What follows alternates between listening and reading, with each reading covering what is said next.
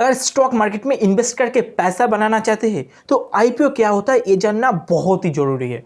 तो दोस्तों आईपीओ क्या होता है और इसमें आप हम कैसे पार्टिसिपेट कर सकते हैं और इसमें प्रोसेस क्या क्या रहते हैं, चलिए ये जानते हैं एक फुल स्टोरी के साथ। स्टोरी में दो मेन कैरेक्टर है, एज्यूम करते हैं एक का नाम है विश्वजीत, दूसरा का नाम है शुभजीत। दोनों यंग एंटरप्रेन्योर है। दोनों ने मिलकर एक प्रॉब्लम फाइंड आउट किया, क्या कि इंडियन बहुत बड़ा एग्रीकल्चर सिस्टम है जो फुल्ली अनऑर्गेनाइज है, तो इसी को चलिए ऑर्गेनाइज बनाते हैं। तो उन्होंने क्या किया, कुछ पैसा इकट्ठा किया, ठीक है, और दिल्ली में एक छोटा पोर्शन में, छोटा एरिया में उसी को अप्लाई किया। फिर बाद में रियलाइज़ किया कि रिस्पॉन्स बहुत ही अच्छा है, तो उन्होंने क्या सोचा कि इसी को एक कंपनी बनाते हैं और पूरा दिल्ली में इसी को एक्सपैंड करते हैं। फिर एक्सपैंड करने के लिए पैसा चाहिए, तो उन्होंने क्या किया कि कंपनी का पहले फॉर्मेशन किया कि एग्रीटेक प्राइवेट लिमिटेड नाम से, ठीक है। उसके बाद बैंक के पास गया, जाके लोन उठाया, दोस्तों से पैसा लिया, फैमिली मेम्बर से पैसा लिया, और बाद में जाके जब पैसा और ज़रूरत था तब एंगल इन्वेस्टर वेंचर कैपिटल से पैसा लिया, ठीक है। बाद में बहुत सारे मेहनत किया और बाद में ये मेहनत फल लाया और कंपनी सक्सेसफुल स्टेबली रन कर रहा था दिल्ली में। फिर उन्होंने क्या सोचा कि दिल्ली में अगर ये सक्सेसफुल हो सकता है तो पूरा इंडिया में हर एक स्टेट में एक सक्सेसफुल हो सकता है।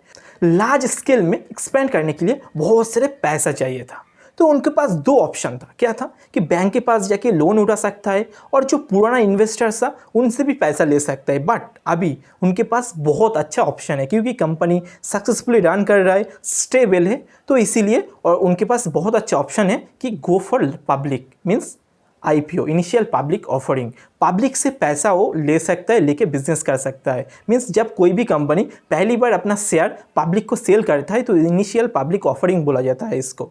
मान लीजिए विश्वजीत एंड शुभजीत दोनों के पास 80% शेयर है।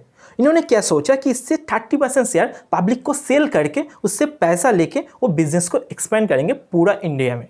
बट आईपीओ लाने के लिए बहुत सारे एक्सपीरियंस, बहुत सारे नॉलेज का ज़रूरत है जो इन दोनों प्रोमोटर के पास नहीं है। तो उन्होंने क्या किया, एक मर्चेंट बैंक के पास गया और बोला जो आईपीओ में जो प्रोसेस होता है वो आप करो। इसके बाद मर्चेंट बैंक सारा डॉक्यूमेंट्स मंगाया, ठीक है। डॉक्यूमेंट्स मीन्स वो कंपनी शुरुआत से जो जन्म कुंडली होता है उनसे ऑटोबायोग्राफी तक सब कुछ मंगाया और सारे डॉक्यूमेंट्स देखा, सारे इन्फॉर्मेशन जांच किया। अगर वो सब अच्छा लगा, वो सब सही लगा, तो उन्होंने ड्राफ्ट रेड हेयरिंग प्रोस्पेक्टस बनाया, ठीक है। और वो draft red hearing prospectus send किया सेबी के पास, ठीक है। और सेबी लेके वो सब कुछ जांच किया, सारे डॉक्यूमेंट, सारा इन्फॉर्मेशन, सब कुछ अगर जेन्युइन लगा तो सेबी ने रेड हेयरिंग प्रोस्पेक्टस सेंड किया मर्चेंट बैंक के पास। तो इसके मतलब क्या हुआ कि आईपीओ अप्रूव हो गया अकॉर्डिंग टू सेबी गाइडलाइंस कि आपको आईपीओ अप्रूव होने का 1 साल के अंदर को आईपीओ लॉन्च करना है मार्केट में। तो इसीलिए प्रोमोटर और मर्चेंट बैंक दोनों ने मिलकर ये डिसाइड किया कि आईपीओ में प्राइस बैंड क्या होगा, लॉट साइज क्या होगा, कितने दिन के लिए आईपीओ खुला रहेगा, ये सब कुछ डिसाइड कर लिया, ठीक है। उसके बाद ये प्लानिंग किया कि आईपीओ को मार्केटिंग कैसे करेंगे, क्योंकि मार्केटिंग से सब कुछ पता चलेगा और जितना लोगों को वो आईपीओ के बारे में पता चलेगा उतना लोग सब्सक्राइब करने के लिए जाएगा और जितना ज़्यादा ओवर सब्सक्राइब होगा उतना ज़्यादा बम्पर लिस्टिंग होगा, ठीक है। तो सब कुछ डिसाइड करने के बाद आईपीओ को ओपन कर दिया। तो ये जानना जरूरी है कि आईपीओ में क्या क्या कैटेगरी होता है। देखिए आईपीओ में नॉर्मली 3 कैटेगरी होता है अप्लाई करने के लिए। एक है रिटेल इन्वेस्टर, जैसे आप हम जैसे रिटेल इन्वेस्टर। दूसरा है HNI means high network individuals, ठीक है, ये कैटेगरी होता है। तीसरा कैटेगरी जो है FIs, फाइनेंशियल इंस्टीट्यूशन, जैसे म्यूचुअल फंड हो गया, बैंक हो गया, ये सब अप्लाई कर सकते हैं, ठीक है। तो आप हम जैसे रिटेल इन्वेस्टर को जब पता चलेगा कि एग्रीटेक प्राइवेट लिमिटेड कंपनी का आईपीओ आने वाला है तो हम लोग क्या करेंगे, वो एग्रीटेक प्राइवेट लिमिटेड कंपनी के ऊपर फंडामेंटल रिसर्च करेंगे। तो दोस्तों अगर आपको नहीं पता कि कैसे फंडामेंटल रिसर्च किया जाता है तो जल्दी से चैनल सब्सक्राइब कर लीजिए, क्योंकि फंडामेंटल रिसर्च के ऊपर एक लंबा एक सीरीज वीडियो आने वाला है जो देख के आप सीख सकते हो कैसे फंडामेंटल रिसर्च किया जाता है कोई भी कंपनी के ऊपर उसमें इन्वेस्ट करने से पहले। तो दोस्तों तो फंडामेंटल रिसर्च करेंगे, अगर वो देख के वो रिसर्च करके अगर सब कुछ सही लगता है, अगर वो अंडर वैल्यू लगता है, जो वैल्यू दे रहा है कंपनी जो प्राइस में वो अगर सही लगता है, तो उसके बाद जो ड्राफ्ट रेड हेयरिंग प्रोस्पेक्टस था वो पढ़ेंगे। अगर वो ध्यान से पढ़ेंगे, अगर वो सब कुछ सही लगता है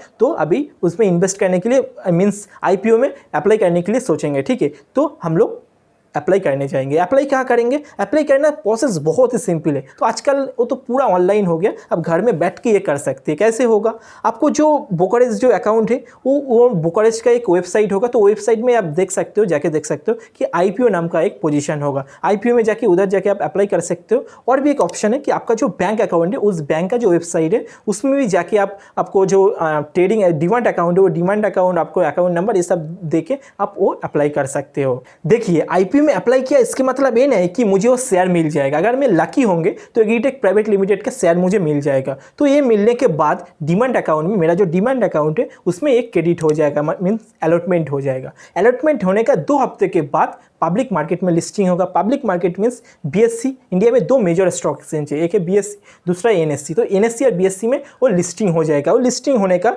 बाद जो 10 बजे के बाद वो फ्रीली ट्रेड होगा स्टॉक मार्केट में। तो ये था IPO का जर्नी।